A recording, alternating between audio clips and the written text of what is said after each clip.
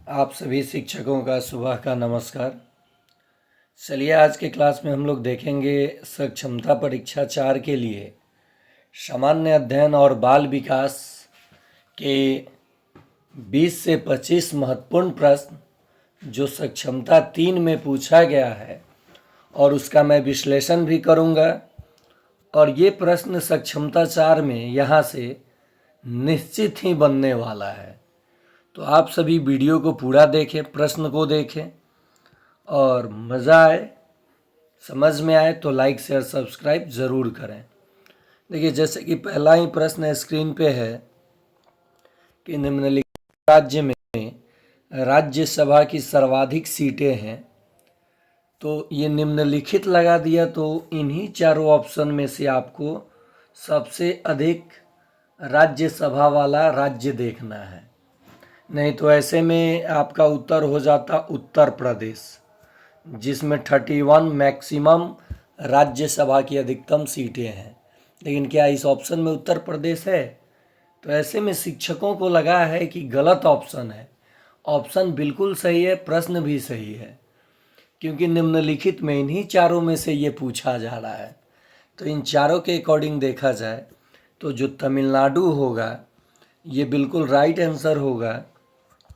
तमिलनाडु राज्य में आंध्र प्रदेश, मध्य प्रदेश और बिहार की से तुलना किया जाए तो राज्यसभा की सीटें सर्वाधिक है।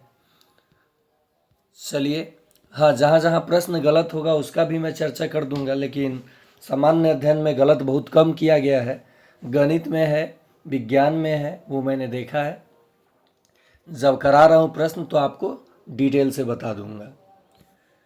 तो चलिए यहाँ सबसे पहले पहला प्रश्न दिए हैं, क्योटो प्रोटोकॉल निम्नलिखित में से किस विषय से विशेष रूप से संबंधित है? ऑप्शन है ओजोन परत का अवक्षय, उत्सर्जन में कमी, क्लोरोफ्लोरोकार्बन में कमी करना या उसकी उत्सर्जन में कमी, जैव विविधता प्रबंधन।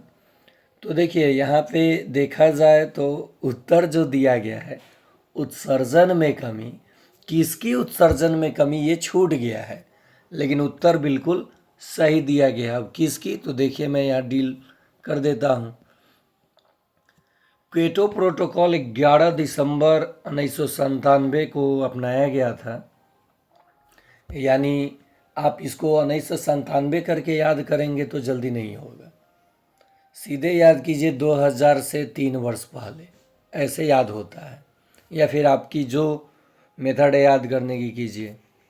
लेकिन यह 16 फरवरी 2005 सूचना का अधिकार जब आया था 2005 में, उसी समय ये लागू हुआ था। और देखिए क्या मैं यहाँ दिखा रहा हूँ, ग्रीन हाउस गैस उत्सर्जन को कम करने के लिए। तो यहाँ ऑप्शन क्या होना चाहिए था? ग्रीन हाउस गैस उत्सर्जन को कम करने के लिए। और ये सभी प्रश्न 8, 9, 10 से लिया गया है। और पर्यावरण के सेक्शन में ही सामान्य अध्ययन में जीएस जो जनरल स्टडीज़ आप बोलते हैं, जनरल साइंस बोलते हैं, उसके अकॉर्डिंग ये जो 40 प्रश्न आपका आएगा जीके का, वो उसमें से ये प्रश्न मैं उठाया हूँ। चलिए अगला प्रश्न बात करते हैं। अगला प्रश्न हो जाएगा हम लोगों का, देखिए किसी का कॉल आने लगा, कट जाने दीजिए। अगला प्रश्न होगा हम लोगों का, तो ये Kyoto protocol green house gas उत्सर्जन को कम करने के लिए पहली अंतर्राष्ट्रीय संधि के रूप में क्योटो जापान में अपनाया गया था। कहाँ अपनाया गया था? क्योटो जापान में अपनाया गया था। रुकिए फ्लाइट मोड कर दूं मैं, नहीं तो फिर से कॉल आएगा।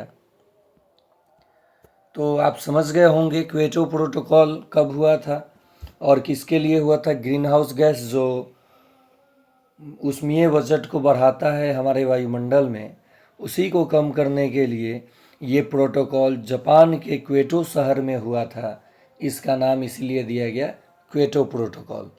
और ये केवल सक्षमता ही नहीं, अभी जो आगामी AEDO का एग्ज़ाम होना है, इसमें यहाँ से प्रश्न बनेगा ही बनेगा। चलिए नेक्स्ट प्रश्न देखते हैं। निम्नलिखित पर विचार करें। पाइरोक्लास्टिक मलबा, राख और धूल, नाइट्रोजन यौगिक, सल्फर यौगिक, ये सब जानते हैं क्या होता है। जब ज्वालामुखी विस्फोट होता है ना, तो उत्पाद के रूप में ये सब निकलता है। तो इसका मैंने जो तुक्का बताया था कि जहाँ भी सभी ऑप्शन दिखे, तो एग्जामिनर भी बहुत चालाक हो गया, उसने भी देख लिया कि टीचर सब तुक्का बता दिया है टीचर लोगों को, तो इसने अब केवल सभी नहीं दिया। देखिए यहाँ लिखा सभी चार, तो सभी चार का मतलब सभी ही ना हुआ। बड़ा ऑप्शन सभी दोनों, मैंने ये तुक्का बता रखा था, तो ये सही हो जाएगा। चलिए देखते हैं डिटेल में।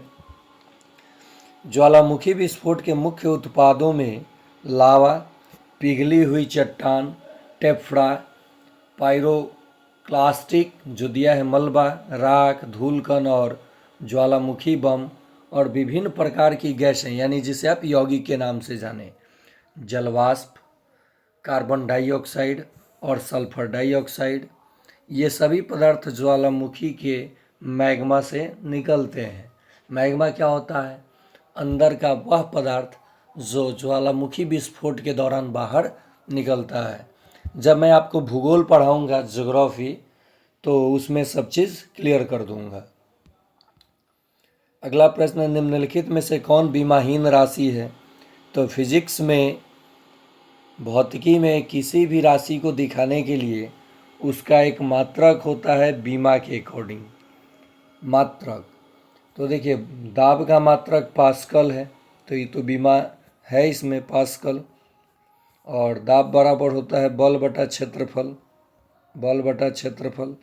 बल का मात्रक न्यूटन और क्षेत्रफल का मीटर स्क्वायर, तो न्यूटन प्रति मीटर स्क्वायर हो गया। और ऐसा यूनिट होता है पास्कल। बल का होता है न्यूटन, न्यूटन प्रतिबल है न्यूटन मीटर, प्रतिबल का न्यूटन मीटर। और विकृति जो है इसका कोई बीमा नहीं होता है, यानी ये बीमाहीन राशि है। मैं एक चीज़ यहाँ और बता दूँ, बल बराबर होता है द्रव्यमान गुना त्वरण, ये बल बराबर होता है। अगर आपको गुरुत्वाकर्षण बल निकालना हो तो ग्रेटर जी m1 m2 upon D square, ये भी बल ही है। गुरुत्वाकर्षण बल निकालने का फॉर्मूला, ग्रेटर जी कांस्टेंट होता है, कांस्टेंट अचर होता है, जिसका मान भी मैं बता दूं आप सभी को। ग्रेटर जी का साइंस वाले पार्ट को जब मैं पढ़ाऊंगा तो लाइन बाय लाइन टोटल चीज़ों को डील करूंगा, और बहुत जल्द आप लोगों के लिए आगामी तैयारी के लिए, प्रतिदिन जुड़ने के लिए, केवल परीक्षा के लिए ही नहीं, जो 2 से 2.5 लाख 2 या 3 लाख रुपए मैं खर्च कर रहा हूँ, और इसमें फ़ी आप लोगों को नहीं देना है, डरिए मत ताकि मैं लाइव आकर के डिजिटली आपको फेस टू फेस पढ़ा सकूं। चलिए, और सिर्फ एक रिक्वेस्ट रहेगा आप लोगों से, प्रतिदिन कुछ नए जानकारी के लिए जुड़ें और लाइक ज़रूर करें। अगर पसंद आए तो, नहीं आए तो कोई बात नहीं। आगे देखते हैं हम लोग। हाँ, जो ग्रेटर जी का मैं मान बता रहा था, 6.67 इंटू 10⁻⁻11 न्यूटन मीटर स्क्वायर प्रति kg स्क्वायर, ये यूनिट होता है ग्रेटर जी का, ये मान होता है। स्मॉल जी का भी लगे हाथ बता दूं, 9.8 मीटर पर सेकेंड स्क्वायर। इसका मान अचर नहीं होता है, ये बदलता है, जगह बदलने पे बदलता है। देखिए बीमाहीन क्या होता है? भौतिकी में बीमाहीन राशियाँ वे राशियाँ होती हैं जिनकी कोई भौतिक बीमा या इकाई यानी मात्रक नहीं होती हैं, क्योंकि वे समान बीमाओं वाली दो राशियों का अनुपात होता है या किसी अन्य गणितीय नियम से प्राप्त होती है, जिससे उनकी इकाइयाँ रद्द हो जाती है। और उदाहरण में पाई, कोण, विशिष्ट, गुरुत्व, विकृति, देखिए यहाँ दिया है, अपवर्तनांक जो लाइट चैप्टर में आप लोग पढ़ेंगे, ये सब बीमाहीन राशि हैं। अब मान लीजिए मैं यहाँ पे एग्जाम्पल के तौर पे अनुपात जो रेशियो है ये भी बीमाहीन राशि है। कैसे? 5 मीटर को, ठीक है, 2 मीटर से आप जब तुलना करेंगे तो मीटर से मीटर कट जाएगा, तो 5:2 हो जाएगा, यूनिट आएगा ही नहीं, तो ये भी बीमाहीन है। चलिए आगे देखते हैं। सांची स्तूप में पाई गई निम्नलिखित मूर्ति कलाओं में से कौन सी प्रत्यक्ष बौद्ध विचारों से प्रेरित नहीं है? तो जो सांची की स्तूप है ये बौद्ध के लिए प्रसिद्ध है, लेकिन कहा गया है इस प्रश्न में कि किसके लिए प्रत्यक्ष बौद्ध विचारों से प्रेरित नहीं है, तो पहिया। आइए हम लोग जानते हैं सांची के स्तूप के बारे में। सांची का महान स्तूप मध्य प्रदेश के रायसेन जिले में स्थित एक बौद्ध स्मारक है, जिसे 3री शताब्दी ईसा पूर्व में सम्राट अशोक ने बनवाया था। तो यहाँ से 2 प्रश्न बन गया कि सांची का स्तूप कहाँ स्थित है, तो आप कहेंगे मध्य प्रदेश में। अगर जिला पूछ दे तो रायसेन जिले में, खैर जिला नहीं पूछता है। पूछेगा सांची के स्तूप किसने बनवाया था, तो अशोक ने, सम्राट अशोक ने कलिंग विजय के बाद वो रक्तपात को देख करके विचलित हुए और बौद्ध धर्म को अपना लिए, और बौद्ध धर्म के लिए इन्होंने काफ़ी कार्य किया। तो इसका सही जवाब हो जाएगा सांची का स्तूप मध्य प्रदेश में स्थित है, जो बौद्ध के लिए प्रसिद्ध है और इसे अशोक ने बनवाया था। यह भारत के सबसे प्राचीन और महत्वपूर्ण बौद्ध स्थलों में से एक है, जो बौद्ध के जीवन से जुड़ी घटनाओं और जातक कथाओं को प्रदर्शित करने वाले तोरण के लिए प्रसिद्ध है। सांची का महान स्तूप यूनेस्को की विश्व धरोहर स्थलों की सूची में शामिल है और भारत की उत्कृष्ट कलात्मक व स्थापत्य विरासत का प्रतीक है, जिससे हमें बौद्ध धर्म के बारे में जानकारी प्राप्त होती है और सम्राट अशोक के बारे में जानकारी भी प्राप्त होती है। चलिए आगे देखते हैं। NEP 2020 के दिशा निर्देश के अनुरूप पोषण भी पढ़ाई भी, यानी बच्चों में पोषण भी हो पढ़ाई भी हो, यानी बच्चों का माना जाए तो सर्वांगीण विकास हो, उनकी अपनी भाषा में, मातृभाषा में, उनके लोकल क्षेत्र की भाषा में, इसी चीज़ को जोड़ देते हुए NEP लाया गया। और 1986 के बाद ये 21वीं सदी की एक नई नीति है, जो पोषण भी पढ़ाई भी किस कार्यक्रम के अधीन आरंभ की गई थी, तो ये प्रारंभिक बाल अवस्था देखभाल और शिक्षा, बड़ा ऑप्शन सही ऑप्शन। आइए इसके बारे में जानते हैं, क्या मॉड्यूल है इसका पाठ्यक्रम। राष्ट्रीय शिक्षा नीति 2020 भारत सरकार द्वारा 29 जुलाई 2020 को लागू की गई। भारत की 21वीं सदी की पहली शिक्षा नीति है, जिसका उद्देश्य शिक्षा प्रणाली को अधिक समग्र, लचीला, बहुविषयक और समावेशी बनाना है। यह 34 साल पुरानी, देखिए 1986 के शिक्षा नीति का स्थान लेती है और इसका लक्ष्य मूलभूत साक्षरता व संख्यात्मकता पर जोर देते हुए रटने के बजाय, जो पहले था कि खूब रटो याद करो, उसके बजाय वैचारिक समझ और रचनात्मक कौशल को बढ़ावा मिले, बच्चे सोचें, थिंकिंग करें और उसको अपने भाषा में, जैसे मान लीजिए मैंने बल का परिभाषा बोला, तो कोई ज़रूरी नहीं है कि बच्चा जो किताब में लिखा है वही बोले, बच्चा याद कर जाए। बच्चा अगर किसी भी भाषा में उसका उत्तर दे देता है, जैसे हमनी के कोनो चीज़ खींचे नहीं सो, ढकेले नहीं सो, ओकरे के बल कहल जाला, तो बिल्कुल सही बोल ले बाटे, ओकर आंसर बिल्कुल सही बा। चाहे द्रव्यमान और त्वरण के जब हमनी के गुना करनी स, जौन राशि प्राप्त होला ओकरा के हमनी के बल कहनी स, इहो बिल्कुल सही हो जाई। हमार लोकल मातृभाषा बा भोजपुरी, तो बच्चा जौना भाषा में समझावे की कोशिश करी, उ भाषा के बिल्कुल जोड़ देवे के बा और वही भाषा में बच्चा के अच्छा से समझा देवे के बा। और बच्चा बाद में जब भाषा में निपुण हो जाई तो वो अच्छा से एक्सप्लेन करके लिख दी। एकर पाठ्यक्रम का बा पहले रहा 10+2, अब एक 5+3+3+4। ये भी कबो कबो पूछ लेहल जाला। सविनय अवज्ञा आंदोलन कुछ समय के लिए कब रोका गया? तो ये 1933 में रोका गया। मैं बता दूं 12 मार्च 1930 को गांधी जी ने 78 अनुयायियों के साथ साबरमती आश्रम से निकले नमक कानून तोड़ने के लिए, और इन्होंने अहिंसक तरीके से नमक कानून को तोड़ा और ये चला था 1930 से 1934 तक।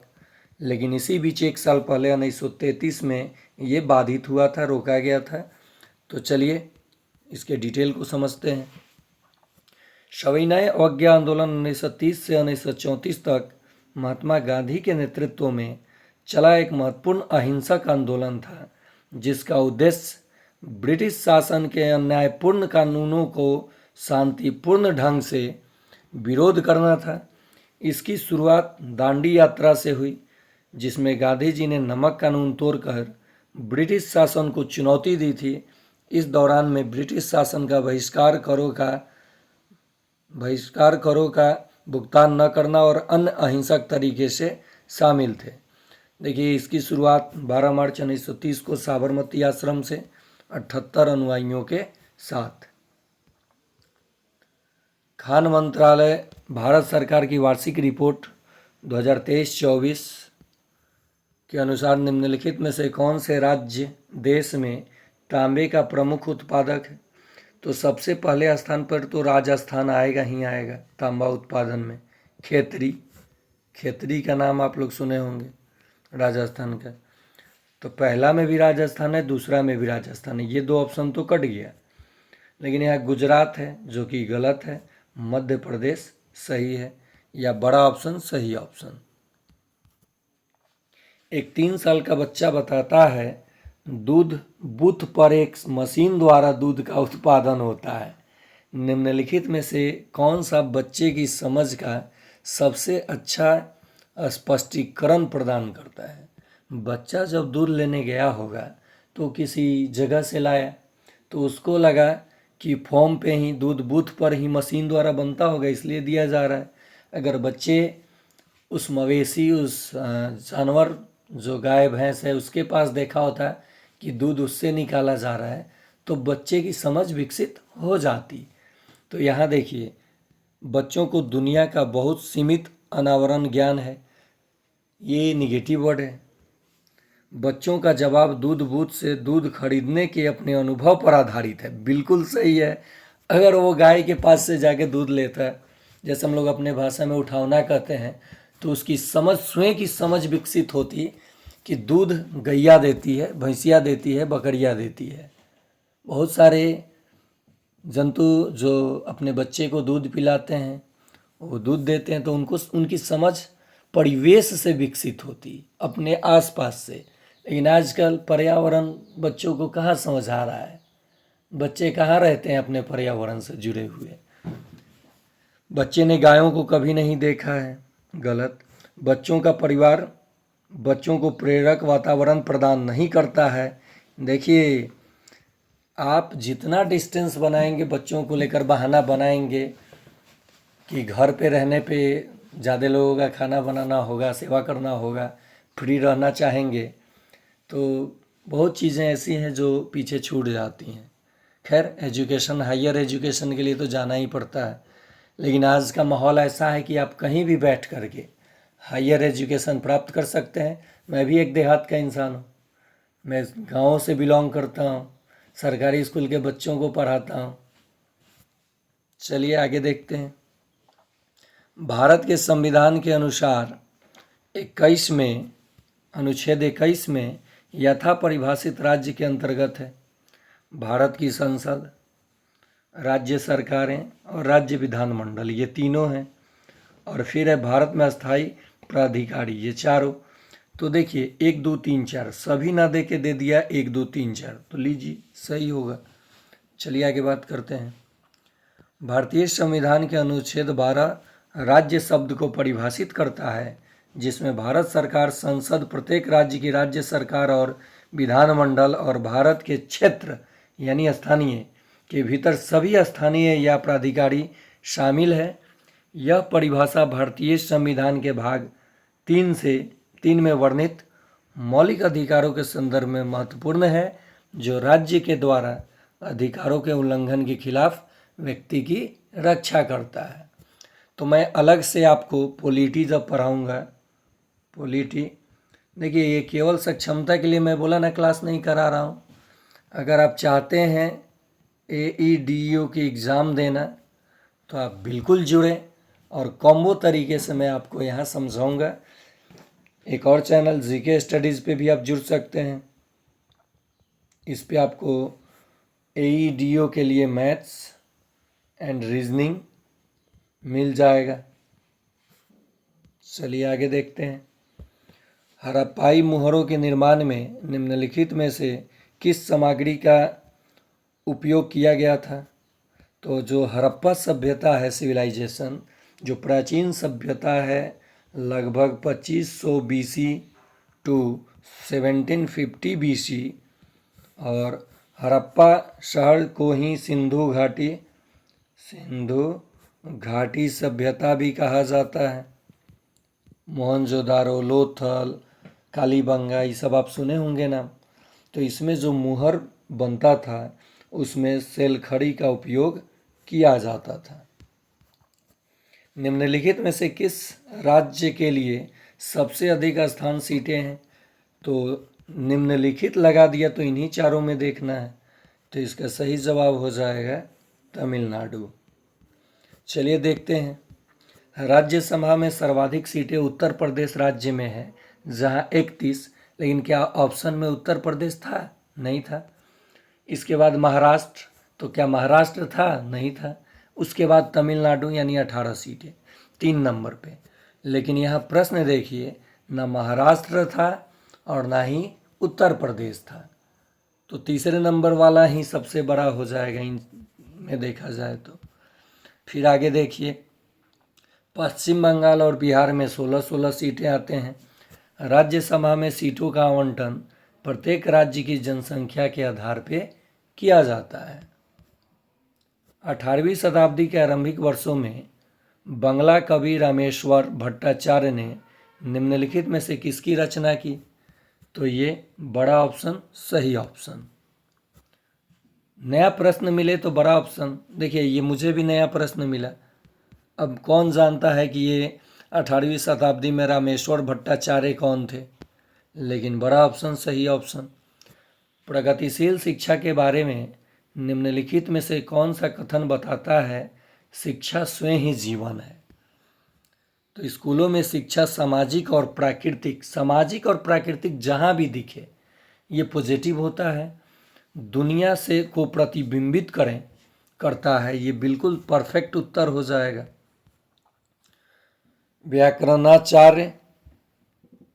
व्याकरणाचार्य कात्यायन के बारे में निम्नलिखित में से कौन सा कथन सही है? तो उनका संबंध पाणिनि और पतंजलि के बीच की अवधि से है। चलिए आगे देखते हैं। निम्नलिखित में से कौन सा कथन पियाजे के सिद्धांत के अनुसार नहीं कहा जा सकता? देखिए संज्ञानात्मक विकास के सिद्धांत इन्होंने ही दिया था। संज्ञानात्मक, स्विट्जरलैंड के एक मनोवैज्ञानिक थे। विकास का सिद्धांत, जब सीटेट का आप क्लास करेंगे ना तो इसमें इनसे जुड़े हर सेक्शन में 1 से 2 प्रश्न, यानी हिंदी में भी, गणित में भी, पर्यावरण में भी पूछ लिया जाता है। तो निरंतर अभ्यास से अधिगम होता है इन्होंने नहीं कहा था, बाकी चीज़ें इन्होंने कहा था। वायु प्रदूषण के बारे में कार्बन मोनोऑक्साइड का मुख्य स्रोत है, तो ये गैसोलीन मोटर निकास है। निम्नलिखित में से किस अधिनियम में यूरोप के लोगों, उनके कर्मचारियों और भारत के नागरिकों के लिए कलकत्ता में न्याय का उच्चतम न्यायालय स्थापित किए जाने का उपबंध किया गया? देखिए ये सीधा प्रश्न नहीं पूछा, आप लोगों को केवल घुमा दिया एग्जामिनर ने, तो आपने सोच लिया कि सारे के सारे 40 प्रश्न ही हार्ड था जीके का।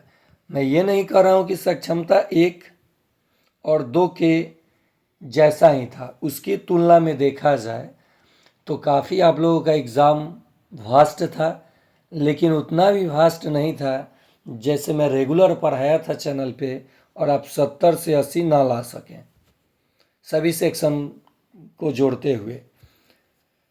मैंने 120 की तैयारी कराया, लेकिन क्वेश्चन के अकॉर्डिंग मैं 70 से 80 पे आ गया।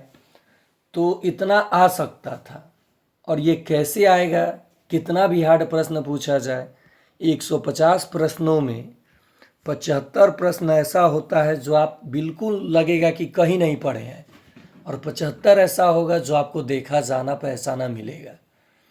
तो इन 75 जिनमें एक को आप नहीं जानते हैं, केवल बड़ा ऑप्शन चुने होते ना, मान लीजिए जो प्रश्न मिला हम उसका उत्तर नहीं जानते हैं, बड़ा ऑप्शन मार के निकल गए, अगर उसमें इनमें से सभी है वो मार के निकल गए, दोनों है या 1 2 3 4 है मार के निकल गए, तो इस 75 में आपका 25 प्रश्न सही हो जाता है, 50 गलत होता, निगेटिव मार्किंग तो था नहीं। 25 से 30 प्रश्न आपका बिल्कुल सही होता है जो आप प्रश्न नहीं जानते थे। अब रहा बात ये 75 जो आप जाना पहचाना प्रश्न मिलेगा, इसमें गणित भी होगा। तो इस 75 में मान लीजिए जाना पहचाना प्रश्न है, आपने 40 प्रश्नों का ही उत्तर दे पाया, तो 40 और 20 60 और 10 70 और 5 50 35 प्रश्न आपने गलत किया, छोड़ दिया। चाहे उस 35 में भी आपने बड़ा ऑप्शन चुना तो 10 और सही हो जाता। तो आपका अगर फीमेल है तो रिजल्ट तो यही बना दिया, और चाहे मेल हो या फीमेल, यहाँ से मान लीजिए ये 10 नहीं 40 मानिए सबसे कम, जबकि इस 75 में 60 होना चाहिए, तो 40 और यहाँ से 25 उठाइए सबसे कम, 65 होता है। किसी भी कैटेगरी से मेल या फीमेल है आप क्वालिफाई कर जाएंगे। इसी आधार पे मैं तैयारी कराता हूँ। तो ये प्रश्न जो है ये सिर्फ यही कहना चाहता है कि जो कलकत्ता में नागरिकों के लिए उच्चतम न्यायालय की सर्वप्रथम स्थापना हुई थी 1774 में, ये किस एक्ट के तहत हुई थी, तो रेगुलेटिंग एक्ट। यहाँ देखिए 1 साल बाद इसके प्रथम न्यायाधीश कौन थे, तो एलिजा इम्पे। Elijah Impey. तो एक प्रश्न और भी बन सकता है कि सर्वप्रथम उच्च न्यायालय की स्थापना कहाँ हुई थी, तो कलकत्ता में। चलिए अगला प्रश्न, अंतर्राष्ट्रीय लोकतंत्र दिवस कब मनाया जाता है, तो ये 15 सितंबर को मनाया जाता है। पूर्वी घाट की सबसे ऊंची चोटी महेंद्रगिरी किस राज्य में स्थित है। देखिए पूर्वी घाट की सबसे ऊंची चोटी महेंद्रगिरी नहीं है, लेकिन यहाँ प्रश्न जो पूछा है वो महेंद्रगिरी के नाम पे पूछा है, तो इसका सही जवाब हो जाएगा उड़ीसा। अब बात करते हैं पश्चिमी घाटी की भी कर ली जाए। पश्चिमी घाट की सबसे ऊंची चोटी अन्नामुडी है, जिसकी लंबाई 2695 मीटर यानी 8842 फीट की ऊंचाई पर स्थित है, और भारत के केरल राज्य में इडुक्की जिले में है। इसे दक्षिण भारत की सबसे ऊंची चोटी माना जाता है।